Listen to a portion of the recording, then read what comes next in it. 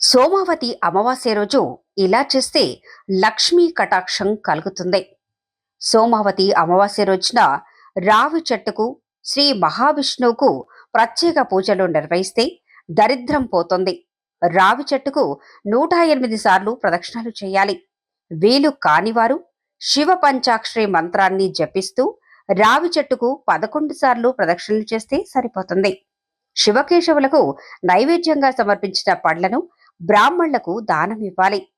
సోమావతి అమావాస్య రోజు ఇంటికి ఈశాన్య దిక్కులో సాయం సంధ్యవేళ ధనలక్ష్మీదేవి ప్రీతి కోసం ఆవు నేతితో దీపం వెలిగించి ఆ ప్రమిదలో కుంకుమ, పువ్వు, పచ్చ కర్పూరం వేసి సమర్పించుకుంటే దరిద్రం పోయి ఐశ్వర్య ప్రాప్తి కలుగుతుంది. సోమావతి అమావాస్య నాడు అన్నదానం చేస్తే అనంతకోటి పుణ్యఫలం లభిస్తుందని విశ్వాసం.